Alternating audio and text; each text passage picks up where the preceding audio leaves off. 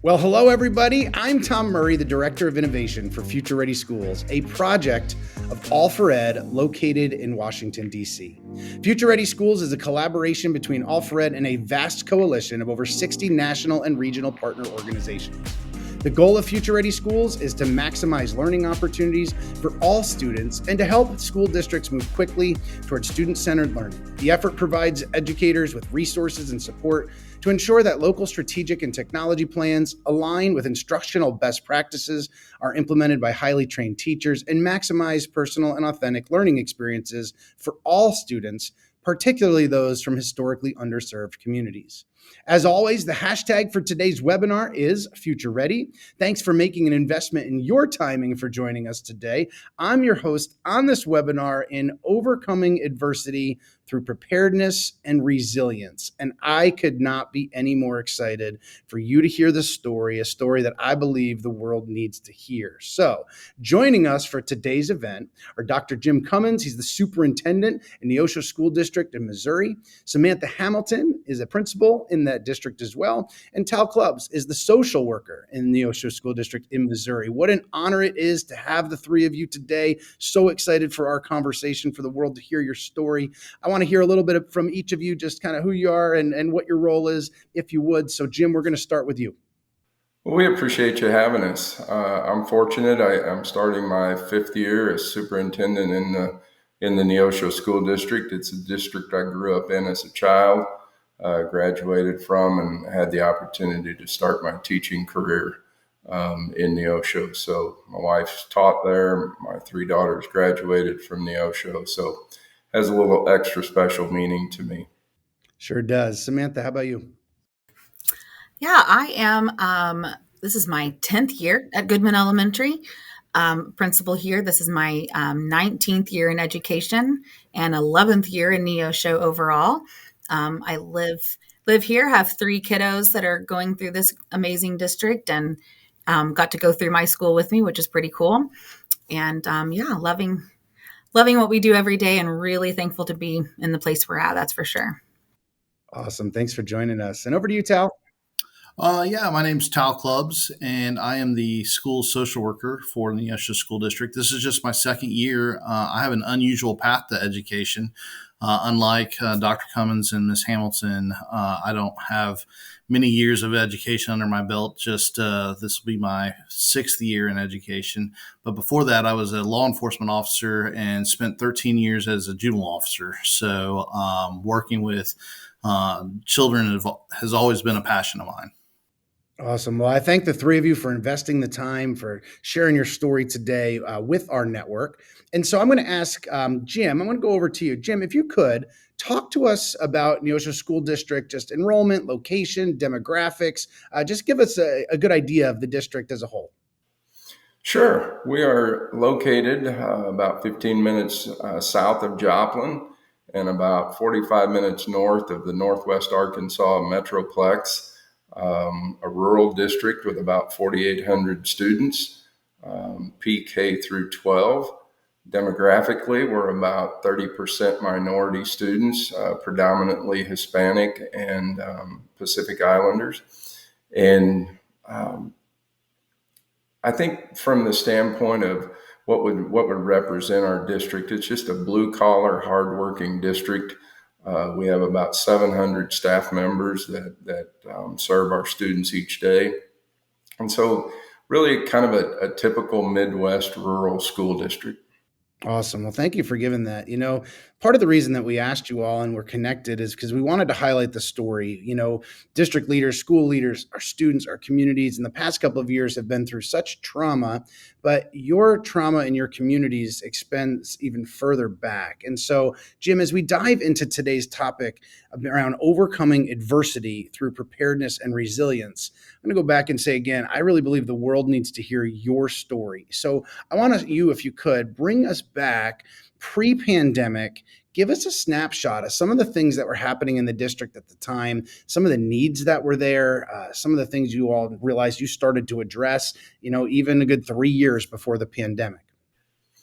Sure. And we appreciate the opportunity to share the story. And I'm fortunate to get to tell it, but it really is the work of tireless effort of many people to try to look after our students. And just to kind of bring to light, I guess, where we were, we had been averaging 1.5 suicides per year when we arrived as a leadership team, and just knew that that was unacceptable, way above the regional rate, way above the national rate, and quite frankly, any loss of student is too much. So we knew that we had to get to work addressing that. And so I asked the board for a couple of positions. One was a director of safety and security, and one was a director of counseling services. And we brought in Tracy Clements to take over the role of director of counseling services, and really task her with putting together a committee that would look at several things. First of all, how do we deal with a suicide when it occurs? We had apparently not done a great job with the most recent one. And so we needed to address that. But we also needed to address how do we build self-esteem, grit, determination? How do we build those things into our students? And then next, how do we create an environment where we have empathy, we have kindness, we have students looking out for each other, adults looking out, looking for the signs of students that might be hurting, might be in need. And so they formed a committee of teachers, community members, a parent of the young lady that was the last to take her life. He was on the committee and really started to dig into some challenging questions about what is it that we're doing that we can do better? How do we intercept students in crisis? And so we started looking at not only our internal practices, but how do we find tools that help us, tools that teach us about trauma, tools that teach us about how to identify students. And then somewhere along the way, Tracy came up with even something that would attach to our basically our email, our Google, our filtering system, to where we could intercept students that might have an ideation about suicide. And I know there were often times where students were contacted middle of the night, any time of the day, to get support. We would reach out to find out where they were.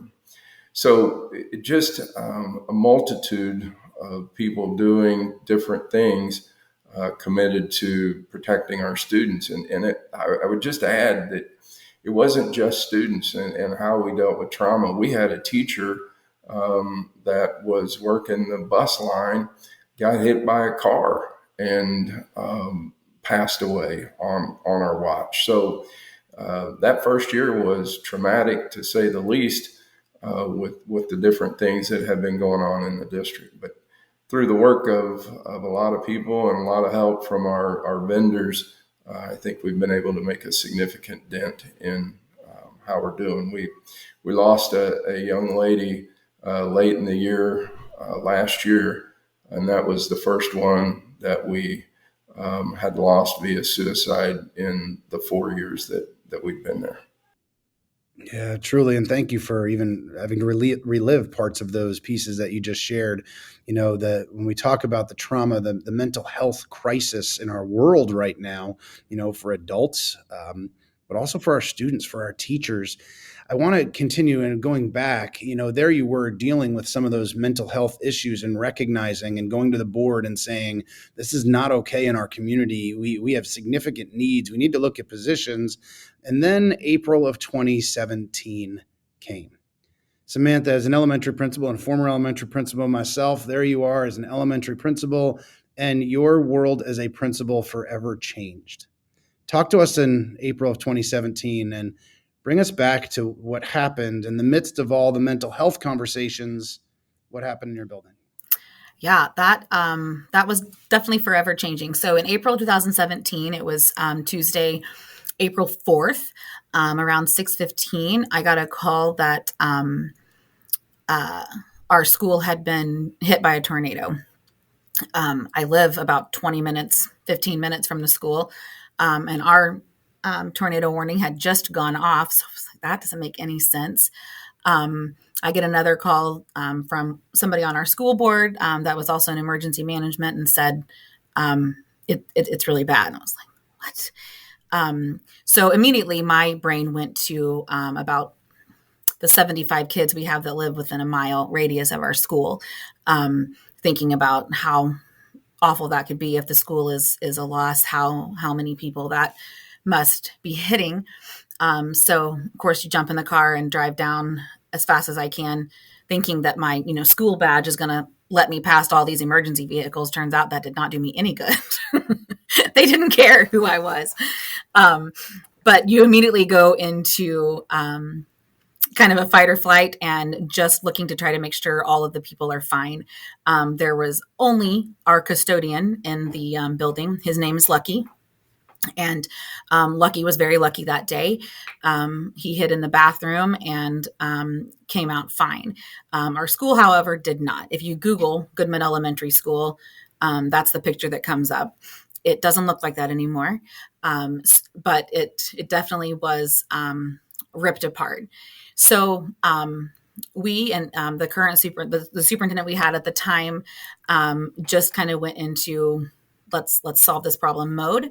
And no teachers were injured. No people were injured. No houses around the school were hardly even damaged. A couple of roof damages, but nothing completely destroyed. And so we were okay. We were okay. We were going to be fine. We came together as a district. The district was fantastic.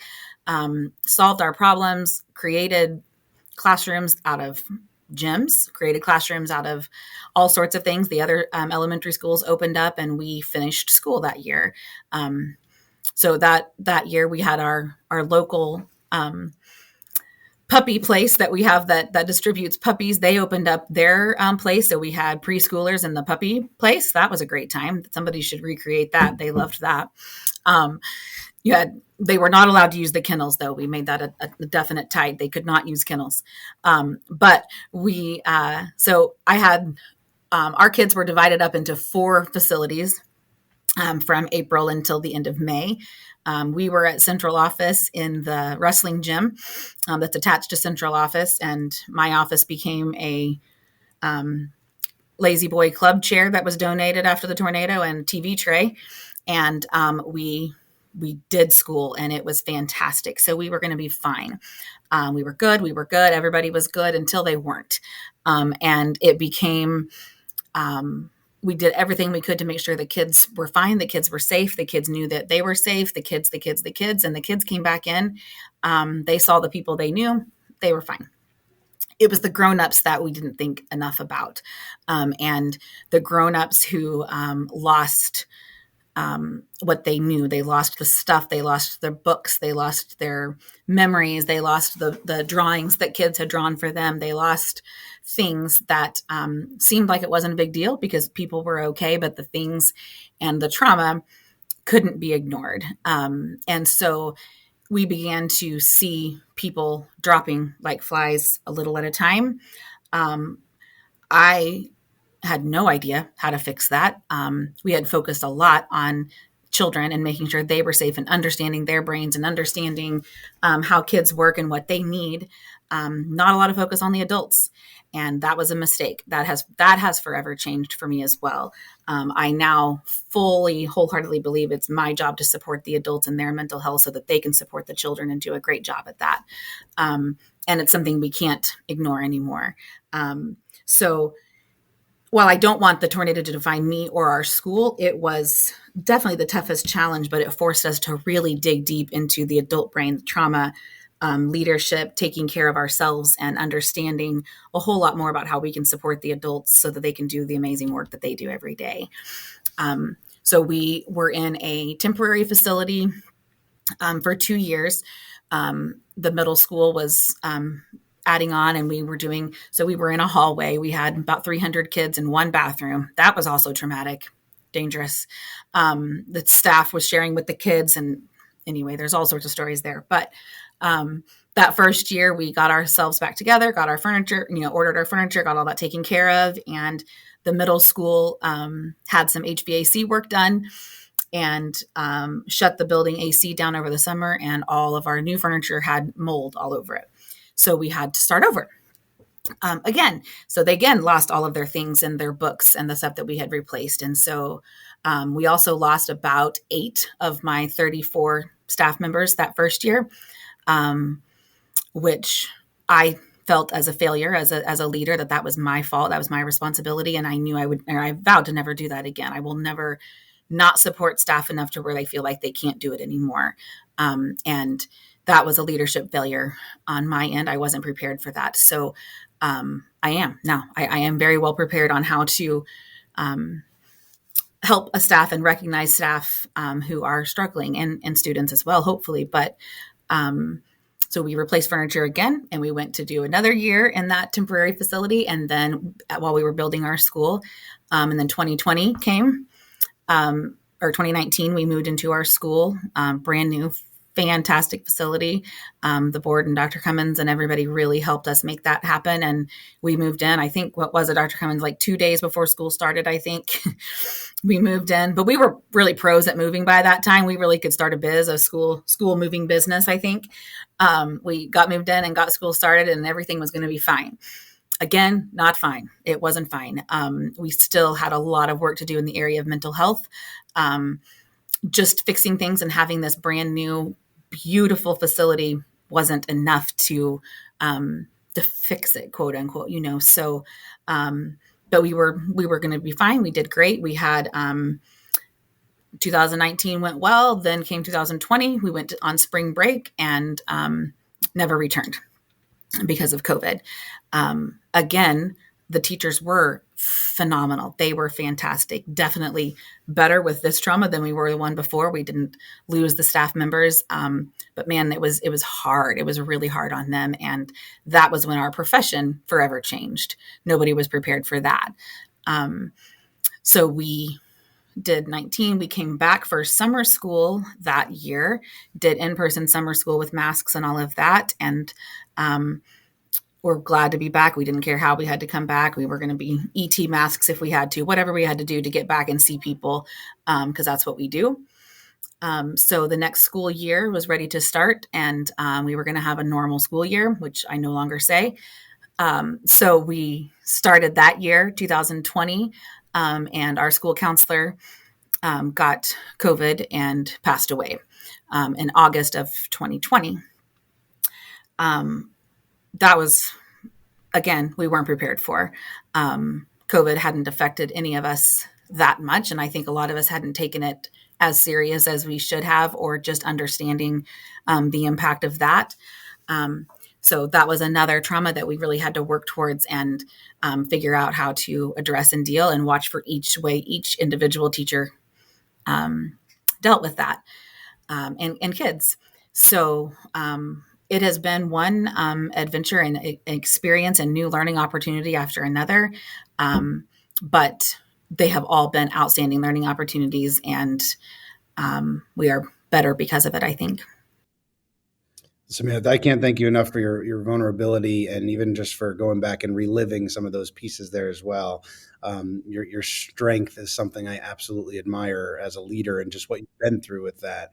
So I want to process, and as I'm sure our listeners today, as you all are talking, their jaws were dropping of, we've been through this pandemic, and like to your last point, I'm not going to pretend it's impacted all of us in the same way, but it's some sort of a shared trauma. But you all leading up to that had been through trauma after trauma after trauma, and then the pandemic again on top of everybody. And here you are today with smiles on your faces and still moving forward. And that's what I want to get to, of how did you do that? It'd be so easy as human beings to put our hands up and just say, I can't, I'm done. I have nothing left to give. And to be honest, with all that you've been through, it would be understandable. But here you are, and having the opportunity to continue to move this forward. Here you are. Here's my next conversation that I want to have. between the tornado that we just heard about, the pandemic, and some other community traumas that you just shared, you've been addressing student and staff mental health needs daily. I want to talk about, if you could, each of you talk about from your different levels, what does that look like? Samantha just vulnerably shared feeling like a failure as a leader and saying, but now I'm prepared. And so I want to talk through, Jim, we're going to start with you from a district end. What does preparedness look like? And how do we support student and staff mental health? Well, I think, first of all, you always have to lean back on whatever your mission is. What is your purpose for doing what you do? For us as a school district, the purpose of doing what we do is, number one, to keep students safe and provide them an outstanding education. And close behind that is taking care of the people that are responsible for making that happen. And so when you lean back on that mission, whether it's a personal mission, a district mission, for us, I hope after 4 years it's both. But we knew that, number one, we had to look after our students. But one of the things I think sometimes gets lost in education is this, and I see it a lot of times with first year students or first year teachers, is that they think that if you're loving on students, you're taking care of their needs, that there is some divide between that and holding them accountable and having high expectations. And so that's something that we didn't want to waver on. I've had this conversation with principals and new teachers. If you truly love the student, then your mission is to get them to the greatest point that they can be while they're with you.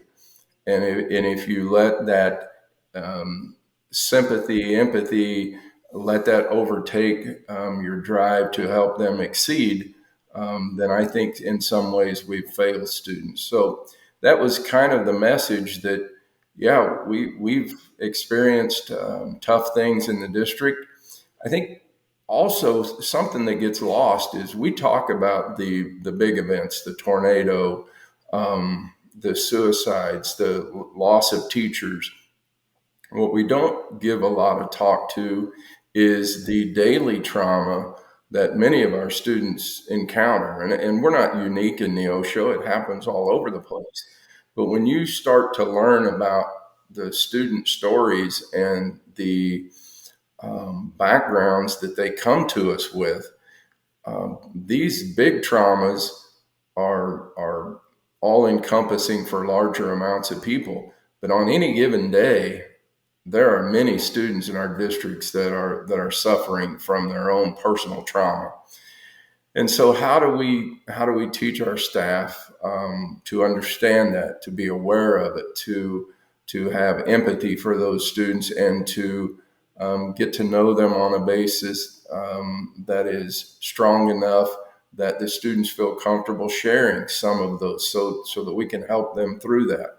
How do we as a district rely on TAL and counselors? And we've brought in outside counselors that now have meetings on our campus with students.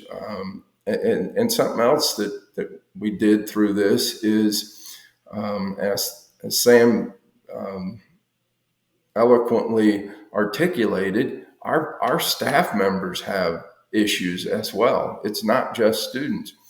And so one of the things that we did is we made Tracy Towel available to our staff members during the day. If you need to schedule a time, an hour, your plan period, schedule a time. Go talk with somebody that can help you, because oftentimes, I know I'll speak for myself, I'm inadequate to help an adult with their trauma. I'm a good listener. I can listen, but as far as a fix, I'm the wrong person. So we've just tried to, I guess, bring awareness to the fact that our students deal with tough stuff every day. Our staff members deal with tough stuff. And as a leadership team, how do we put our hands around that and not stick our head in the sand. I think that's the biggest thing, is you can't just ignore it. We still haven't figured it out. I mean, I'll be upfront with that. But I think what we have done is we've indicated that we are, to parents, to students, to staff members, to our community, that we are willing to do about whatever it takes to support our students and our team members. Jim, brilliantly said. In my last book, Personal and Authentic, I talk a lot about the hidden stories within. It's the stories on people's hearts that you can't see, the stories on the hearts of students when they walk in. And so on one hand, how do we get to know those stories? How do we really get to build the trust, the culture, the relationship where those stories, if the person wants to, can come out and can be shared in ways to really get to know our people? And one of the things that's impressed me the most about your district is throughout the pandemic, every district in the country is talking about this. Not every district in the country is truly saying, okay, we're going to put our money here as well, and we're going to invest in some resources and prioritize, and not just say it's all important. Staff members, if you need these resources, these are for you too, and actually doing the walk, the actions there as well. Samantha, talk to us a little bit about the building level, because it's like you've been leading through trauma for 5 or 6 years straight. And so how do you support your teachers in the midst of all of that? I think like Dr. Cummins was talking about, it comes down to educating ourselves on what that looks like, and raising some awareness of it's okay to not be okay, and to talk about that, and to just kind of deal with the elephant in the room. You're not okay, and if you're not okay, these kids are not okay, and then our main goal of doing what's best for them and helping them be successful in society isn't going to happen. I think at the building level, like you talked about, having TAL available and come in and modeling that, I think has been important. That sometimes we need to decompress and understand that it's like I said, it's okay to not be okay. I think one of the things that I have definitely learned, I'm still not great at it. Tal's probably going to roll his eyes, but is to put my oxygen mask on first as a leader, because I have learned that if I just go into save mode and protect mode and deal with it, this building sadly relies on my mental stability, which is just dangerous on a good day. So if I'm not ready to deal with what comes at me, and I don't take the time to deal with the trauma, whether that's with a mental health person, or Tal comes and sits down and says, "You're not okay, let's talk about it." He does that. It's rude. But to figure out what I need to do to take care of me so that I can take care of the other people, I have to model that. And I think I know leaders are servant leaders at heart, and it's our job to take care of other people first, which I've done. And then I deal with it about 6 months later, and then the whole place goes downhill again. That's not good. Not good. It's not a good plan, and it's not good for anybody. So I think that's definitely one piece that I would suggest for leaders, and to know that you got to take care of yourself and surround yourself with the people who can continue to be extensions of you, hiring people that you can teach what you're wanting them to teach. I can teach them how to do a lot of things. I can't teach them to love humans and to love their job and to love what they do every single day, and to be willing to learn. But I can fill in all the other gaps. So that's my role, is to find those gaps and to fill them, and to raise awareness to what's going on. As soon as they know, it's kind of like with kids. So we can't expect them to be masters at the addition skill until we've taught addition. I cannot expect teachers to be masters at addressing student mental health until I have taught them how to do that. And taught them what that looks like, and what can happen, and options and opportunities to set them up for success so that they can set students up for success. So that's my role, is to make sure and find those holes and find what I can use to fill those holes. And there are a lot of resources out there. Some of them are great, some of them are not, and you kind of have to weed through that. But and I think for leaders at building level, getting comfortable with being uncomfortable is important, because to have those uncomfortable conversations with people, and help others do the same, the boundaries cannot be black and white in this position. Like he said, that's not my role. I don't know how to fix it, so I'm going to ignore it. That will not work anymore. That will not work anymore. We have to find the resources and the people to fill those gray areas that we may not know how to do. and, stop at nothing to help these kids, because that's the other thing, is the secondary trauma that comes from dealing with kids with high trauma. So, we've got kids that are being, the sexual abuse is the highest it's ever been, in our area anyway. I mean, we deal with that constantly. And when you have a teacher that hears that from a 5-year-old little girl, the trauma that comes from that teacher sitting in my office saying, what am I even doing? Are we making a difference? How is this happening? They don't teach you that in admin school, right? So you have to have some answers right then. You have to be armed with something to help them right then. I cannot always say, well, call Tal, although I do. And I'm usually texting him at that time. Where are you? Where are you, buddy? I need you.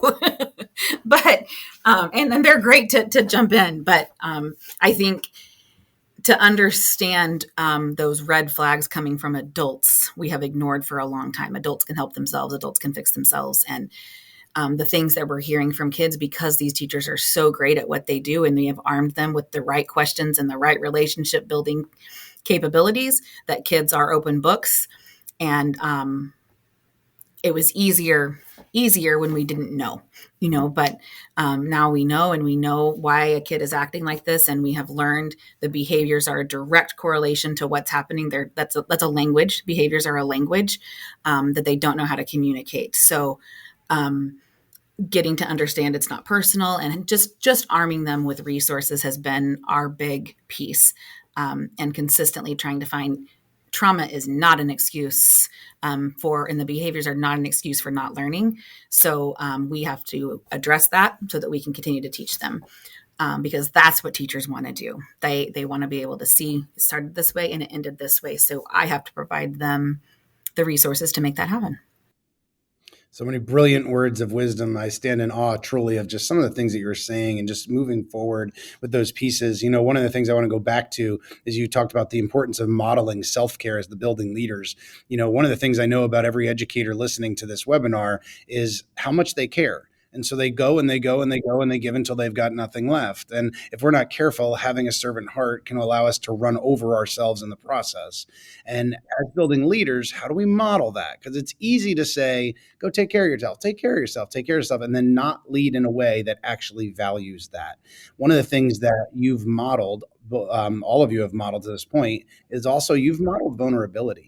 The humility that you've all shared in the journey, in the process. Here we are spotlighting you all, and in all some capacity you've said, like, we don't have all the answers and we're still trying to figure it out. Just modeling that vulnerability, I think, is also another key in this case of, as leaders, showing it's okay. And I'm not always going to have it together as your principal. I'm not this principal person or the perfect person or your superintendent. I think modeling that vulnerability is also key here. And you've displayed that throughout this webinar. So Tal, I want to go over to you now. They've both pointed at you as the person of, I pick up the phone and I call you. That's a lot of pressure, my friend. That is a lot of pressure on your plate. Talk to us from your lens. Obviously, your training, your background in this area is different than others. How do you support students and staff? And what advice do you have in supporting students and staff with some of the things they've been talking about? Yeah. So, I mean, my role, of course, is students first, but, we talked a lot about my staff support that I do. And I would tell you that wasn't something that was taken in right away. I know that my predecessor, Tracy Clements, and I last year set aside certain days that we would meet with staff, and my days was Tuesday. And for the first 3 months, I had no appointments whatsoever. Nobody was coming to me. I was going to building administrators saying, hey, look, here's the deal. And so what we started doing was, and it started down in Goodman with Miss Hamilton, is I just came down and sat for a day. They put me up in an office, and she put out a deal to her staff and said, hey, Tal's there if you need him. And for the first 2 hours, I didn't have anybody. And then I think I finally left that afternoon or that evening around 5:30. I just had a bunch of staff coming in and, just talking to me. and explaining to me, their struggles and their dealings with trauma and things. And I think just having someone like that available truly helped them. And so I just made it a point that, once a month, I made sure I was down in her building. I had a couple other buildings that wanted the same thing. And then before you know it, my Tuesday appointments started getting filled up. And I think it was just somebody needing to take that initiative to get me in that building to be available, and then teachers starting to talk with each other. As far as students go, we're available. I have teachers that reach out to me from time to time with concerns for students. As a social worker, I'm there to help provide resources to families. But one of my passions is working with students that are suicidal. And, Dr. Cummins had already talked about when he took over, there was 1.5 suicides per year in the Neosho School District. And I was a juvenile officer around that time. And I will tell you that the Newton County in particular is the county that we're in. They experienced a rash of suicides for about 10 years, of youth suicides.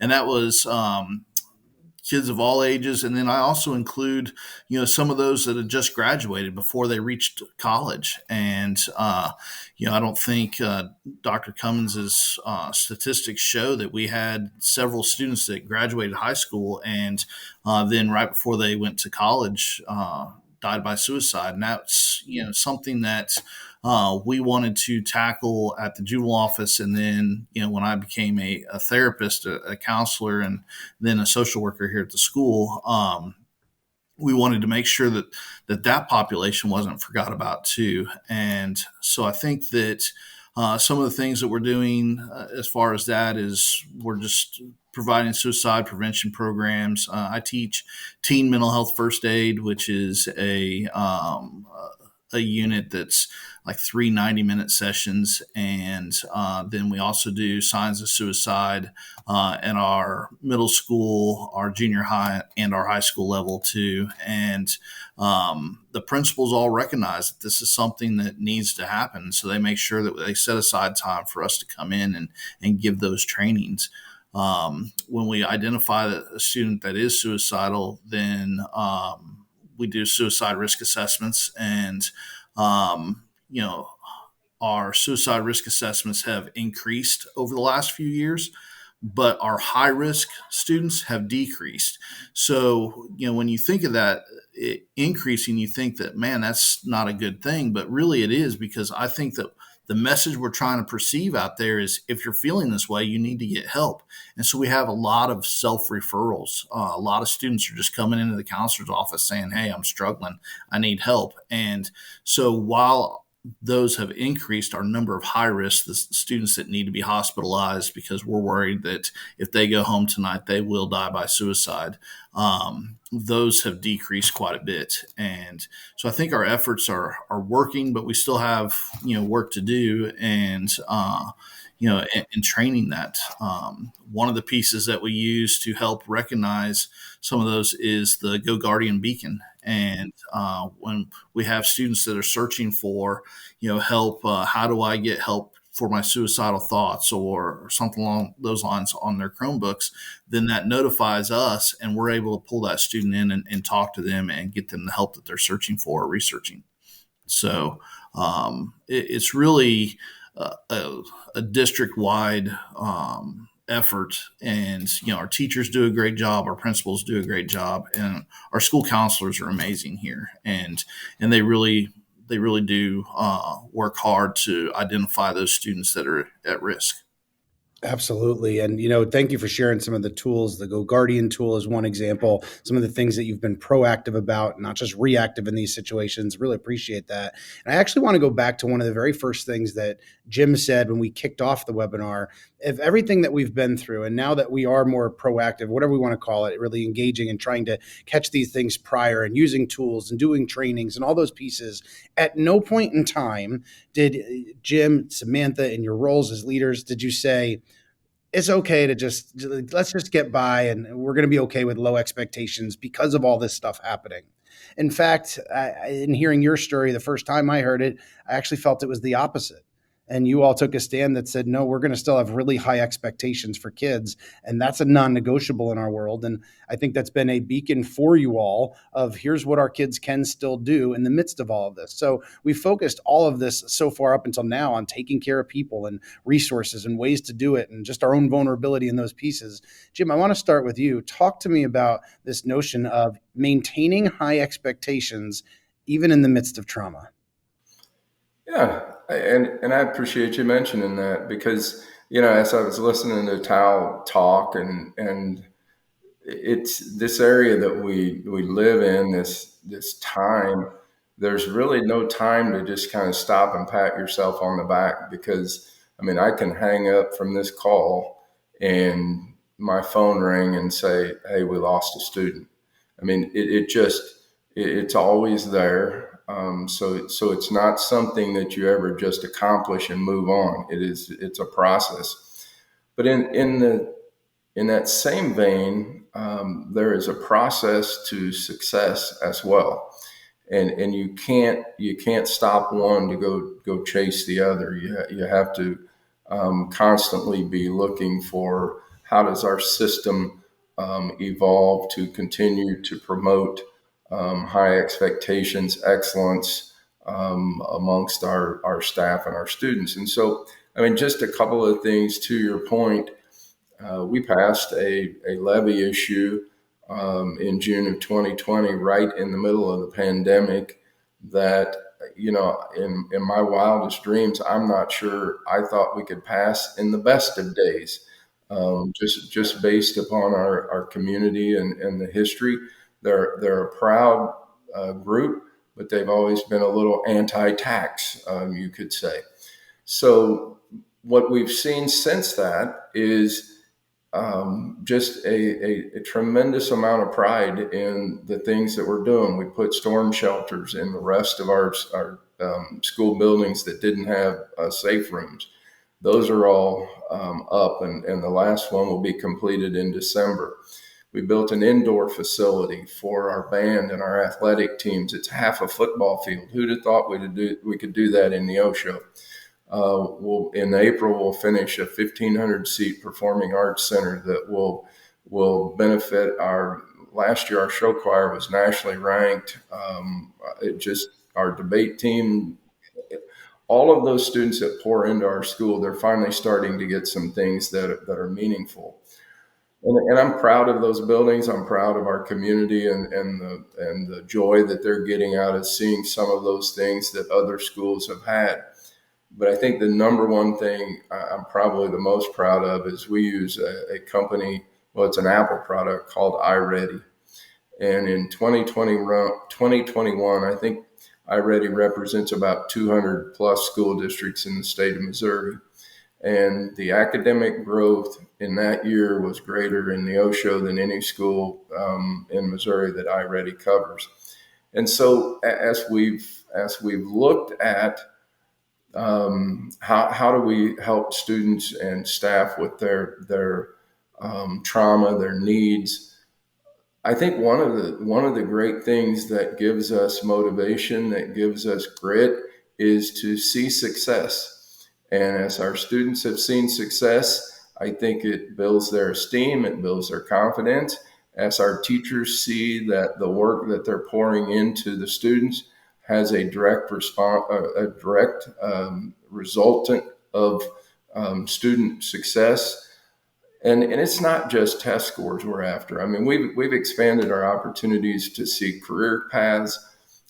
We've just done a lot of work through the pandemic. Our virtual learning during the pandemic, we had about 72 hours to pivot into how we were going to handle our students off-site. And our instructional team took on that challenge and did an amazing job. I think we ended up being a leader in the area in how we delivered virtual instruction. So I just think in life, you can't just stop doing one thing because you need to concentrate on another. And I think all of this mental health support can be buoyed by the fact that when students are successful, when staff members are successful, they just feel better about themselves. Absolutely. I mean, the importance of, as we take care of our most precious commodities, our students, when our backs are against the wall, continuing to find ways to move forward. Samantha, we are getting short on time, but I want to hear from you from a building end, just quickly, if you could. Just I'm bringing myself back to the tornado and then all the other pieces. How do you maintain high expectations with your students and your staff when you're in the midst of all of that? What does that look like? I think that is because that was what we could control. There was a lot of variables that we had no control over. A lot of things we had no control over. What we do for a living and what we love to do is teach kids. So that we had control over, and we took that control and held tightly to that. So that was the big thing that we pushed after the tornado. Okay, here, you know what to do. You know what you're doing. Let's do it. Do what you know to do, and let's find a way. And man, they rose to the occasion.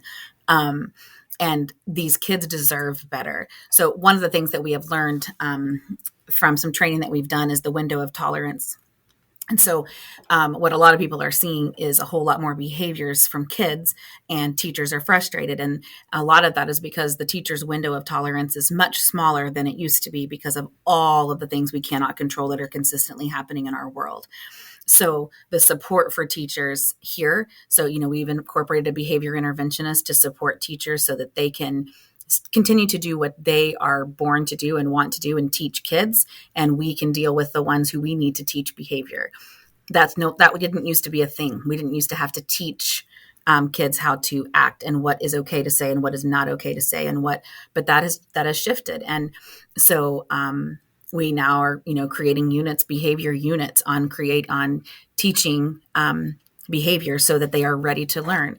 And so I think it comes from they want to do. If you lower the expectations, their self-efficacy is going to go down really quick, and that's not what teachers are looking for. And you saw that after the pandemic, people lowered the expectations. Just come, just be here. All we need you to do is be here. Well, that's not what teachers are designed to do, and they don't feel good about themselves when that happens. So we will continue to do what we know is best, and we will continue to fight for these kids because they deserve it and you deserve it. And that's where the celebration and winnings happen. But that comes from building and district support and listening to what they need. You really have to take the time to listen to them. Well, it absolutely does. And we are, fortunately, just about out of time. I'm going to ask you one more question that I'm going to give you each about 30 seconds or less to answer. And so if school and district leaders are watching this today and thinking of your story, looking and admiring your leadership throughout the adversity. The sad reality we all know is for these types of traumas, it's not if, it's going to be eventually when in their school or in their district. And so give me one piece of advice you have for any school or district leader today, regardless of their experience watching this, to prepare themselves for those moments when they do occur, whether it's tomorrow or 5 years from now. So Tal, I'm going to start with you first. What's one piece of advice you have for school and district leaders? I'd say the big thing is understanding trauma and how it affects people, not just students. When we talk about trauma, it always goes to trauma-informed schools, and we focus that trauma piece on students and how it affects them. But we also have to focus that on our adults that we work with. Our staff members are traumatized just like our students are. Yeah, and parents. And, so understanding what trauma is and, training all of our staff members, to recognize, when students are suffering from some mental health effects, but also their peers and, and reaching out to get somebody help. I think, when we go through behavior, training, you hear this: a dysregulated adult can't regulate a dysregulated child. And I think the same goes with mental health. A teacher that's not okay, that is struggling, is going to struggle teaching our students. And so let's get that person some help. Absolutely. Samantha, give a piece of advice to your principal colleagues across the country. Put your mask on first. Take care of you. Make sure you know what the important things are. Focus on what you can control. and know that nobody's coming to save you. There is not a guy on a white horse coming in to save us. And there's going to be one thing after another that's going to happen. So prepare yourself. The culture of your building is a reflection of you. So what's that look like if you don't take care of yourself? I don't want my culture to be a Cruella de Vil culture. That's not how I want this to look. So I want to make sure that it continues to support kids and do what we are passionate about, but you got to take care of you and model that so they can take care of them. So well said. Jim, talk to your superintendent colleagues across the country if you could. So I think number one, you got to know what your mission is, know what your purpose is. Always go back to that. People matter. People matter in positions. People matter in their lives matter. And then finally, if you've got to address an issue, you're going to have to allocate resources. And school leaders are not flush with cash and just money flowing. But we've been fortunate with ESSER. You'll always be able to find a way to put resources to the things that matter and that fit that mission and vision. Wow is all I have to say. I can't thank the three of you enough for your time.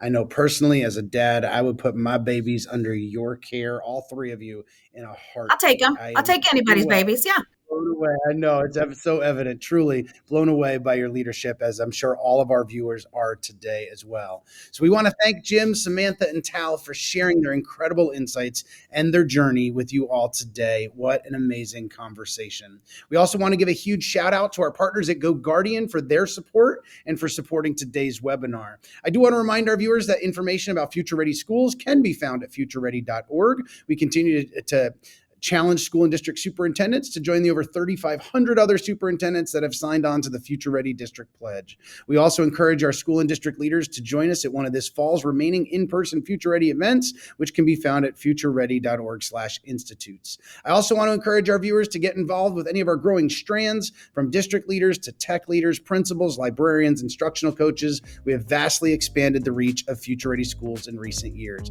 Check out our private Facebook groups, ongoing activities to stay connected with those working alongside of each of you throughout the nation as well.